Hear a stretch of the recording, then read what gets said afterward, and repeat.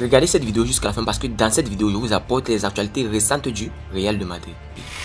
Salut et bienvenue sur ActuSport. Si c'est la première fois que tu passes sur ma chaîne YouTube, abonne-toi et active la cloche de notification pour recevoir une alerte chaque fois que je poste une nouvelle vidéo. Entrons direct dans le vif du sujet. Le Real Madrid crée l'événement avec sa pelouse rétractable révolutionnaire au Bernabeu. Hier, le Real Madrid a dévoilé des extraits époustouflants de la pelouse rétractable de leur stade. Cette innovation est tout simplement incroyable. Samedi dernier, le Real Madrid a inauguré son tout nouveau stade Santiago Bernabéu, flambant neuf, pour le match contre Retafe. En plus de remporter la victoire finale avec un score de 2-1 et un but marqué par Bellingham, les supporters merengues ont eu la chance de découvrir leur nouvelle merveille. Ce stade ultramoderne, qui n'avait pas encore révélé tous ses secrets, a suscité l'émerveillement de tous. Les dernières heures ont été marquées par une révélation spectaculaire du club merengue. Une vidéo captivante a été dévoilée, mettant en lumière le système incroyable de pelouse rétractable de leur nouvelle enceinte. Ce système révolutionnaire permet de transformer rapidement le terrain de jeu en une surface plane et polyvalente, offrant ainsi des possibilités infinies pour divers événements et activités. Cette innovation témoigne de l'engagement du Real Madrid à rester à la pointe de la technologie et à offrir une expérience unique à ses supporters. La pelouse rétractable du Santiago Bernabéu est une prouesse technique qui propulse le stade dans une nouvelle ère, confirmant ainsi la position du club parmi les leaders mondiaux de l'innovation dans le domaine des infrastructures sportives. La pelouse du Real Madrid est acheminée au sous-sol de manière séquentielle. Grâce à un système automatisé impressionnant, la pelouse du stade est déplacée bande par bande pour être stockée et choyée dans le sous-sol. Ce processus ingénieux permettra au club madrilène de préserver et d'entretenir sa pelouse sans l'endommager lors d'événements futurs, autres que les matchs de football, qui auront lieu dans le nouveau Bernabéu. C'est une véritable prouesse technologique qui permettra de garantir un terrain de jeu optimal en toutes circonstances. La pelouse est acheminée vers le sous-sol de manière méthodique et précise, grâce à un système automatisé remarquable. Une fois stockée, elle bénéficie d'un traitement spécial comprenant une luminothérapie avancée. Cette approche novatrice permet de prendre soin de la pelouse en lui fournissant les conditions idéales pour qu'elle reste en parfait état, même lorsqu'elle n'est pas utilisée pour des matchs de football. Le club madrilène investit ainsi dans des installations de pointe afin de préserver la qualité de son terrain, tout en offrant un cadre exceptionnel pour divers événements. Yacine Bounou sort de son silence, c'est pourquoi je n'ai pas signé au Real Madrid. Des semaines après ce feuilleton, Yacine Bounou explique finalement pourquoi il n'a pas rejoint le Real Madrid cet été. Cet été, le Real Madrid a été frappé par des blessures. À l'entraînement, Thibaut Courtois s'est blessé. Après analyse, le gardien belge est victime d'une rupture du ligament croisé du genou gauche. Il sera éloigné des pelouses pour plusieurs mois. En toute urgence, les merengues sont recherchés un gardien remplaçant pour assurer l'intérim, le temps que le titulaire revienne à la compétition. Très rapidement, le Real Madrid a coché le nom de plusieurs gardiens. En tête de liste, Yacine Bounou. Le gardien marocain était la priorité des merengues. Son profil plaît énormément aux dirigeants madrilènes. Les discussions ont été entamées. Mais finalement, le transfert n'a pas eu lieu. Le principal intéressé dévoile la raison de l'échec de ce transfert de prestige. Au Real Madrid, j'étais la priorité mais la Coupe d'Afrique, NDLR, du 13 janvier au 11 février 2024, a compliqué les choses. A-t-il révélé à El Pelotazo. Après le transfert avorté au Real Madrid, Yacine Bounou signe en Arabie Saoudite. Un changement de monde pour Yacine Bounou. Il était à deux doigts de rejoindre le Real Madrid, l'un des meilleurs clubs au monde. Au finish, il s'est retrouvé à Al Hilal en Arabie Saoudite. Après son parcours au FC Séville où il a été une assurance totale dans les cages, le portier marocain s'offre un nouveau challenge. Le gardien de 32 ans est une nouvelle recrue d'Al Hilal depuis quelques semaines. Il a signé un contrat de 3 saisons avec le club saoudien pour un salaire avoisinant les 15 millions d'euros par an. Lors de ce mercato estival, Al Hilal a fait fort. Le plus grand club de l'Asie a recruté de grands noms. Neymar, Malcolm, Milinkovic-Savic, Ruben Neves, Kalidou Koulibaly sont désormais dans le club de Riyad. C'est une équipe très compétitive qui occupe actuellement la première place en championnat avec 15 points après 5 journées.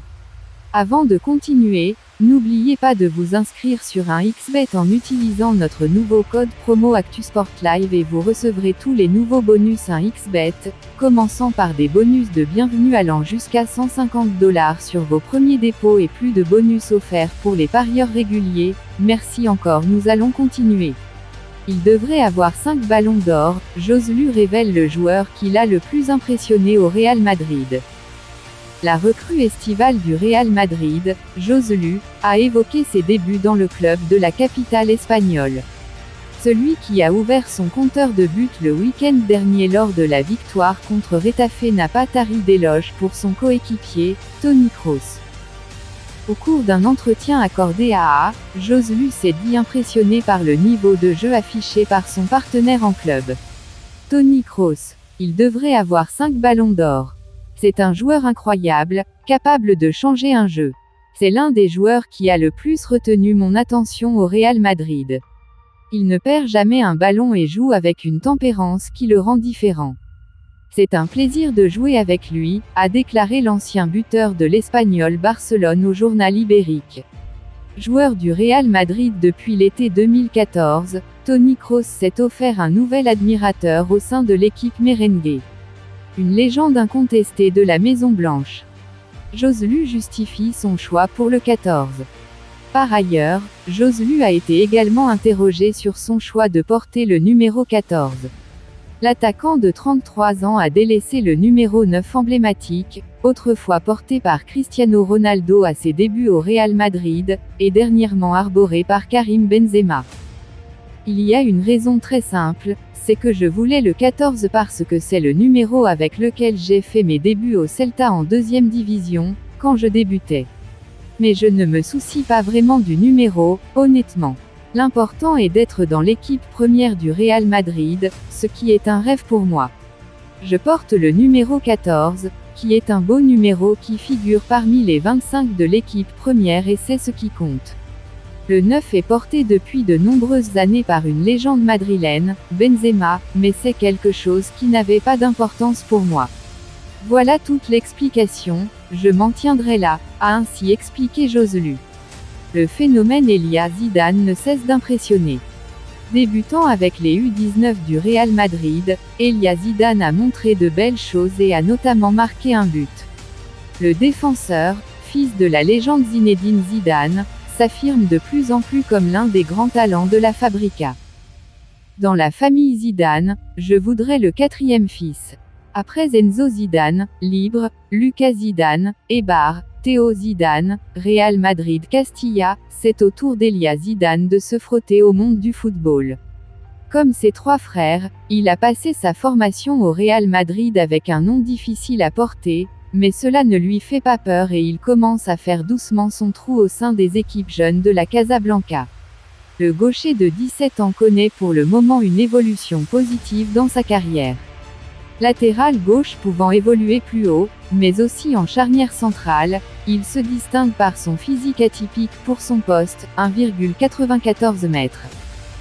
Il dispose de bonnes références avec l'équipe de France étant convoqué depuis les U17 et on l'a d'ailleurs vu dans le groupe U17 vainqueur de l'Euro en 2022. Il a eu le droit à 3 apparitions au milieu des Sahel Koumbedi, Warren Zahir-Emery, Mathys Tel ou encore Désiré Doué. Après une saison dernière plutôt probante au sein du Juvenil B, Real Madrid U18, il a logiquement monté d'un cran et se produit désormais avec le Juvenil A, Real Madrid U19. Sous les ordres notamment d'un ancien joueur du Real Madrid, à savoir Alvaro Arbeloa, Elia Zidane poursuit positivement sa progression. Déjà buteur avec le Juvenil A. Si bien que son coach aurait déjà glissé son nom à Florentino Pérez pour l'avenir en vue d'une possible incorporation en équipe première. Il a d'ailleurs déjà eu l'opportunité de s'entraîner avec l'équipe première lors de la saison dernière au mois de février. Néanmoins, avant que cela devienne plus récurrent, il va falloir continuer de franchir les étapes pour Elia Zidane.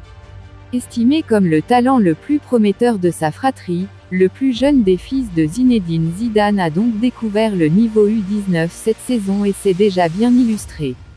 Se distinguant par sa puissance, son impact, mais aussi par sa faculté à relancer proprement le ballon, il est aussi capable de se montrer à l'aise sur les phases arrêtées. En effet, pour la reprise de la saison avec les U19 du Real Madrid, il a su saisir sa chance sur corner pour trouver la faille lors d'un match nul 2-2 contre Villanova. Il a néanmoins eu moins de réussite sur le deuxième but concédé par son équipe. Preuve que s'il est capable d'être dominant pour sa classe d'âge, il a encore des choses à améliorer. Apparaissant néanmoins en avance sur les temps de passage, il est considéré parmi les grands espoirs de la Fabrica du Real Madrid. Le voir apparaître prochainement en Castilla et éventuellement en équipe première semble être les prochaines étapes à passer. En attendant, Elia Zidane se régale en juvénile A et attend doucement son heure. Vous pensez en commentaire. Dis-moi tout, vous pensez en commentaire. Si vous avez suivi cette vidéo jusqu'à la fin, merci. Laissez-moi un like, ça fait plaisir, c'est gratuit. Abonnez-vous et activez la cloche de notification pour recevoir une alerte chaque fois que je poste une nouvelle vidéo. À la Madrid, à la Blancos. Ciao, bye bye pour une prochaine vidéo.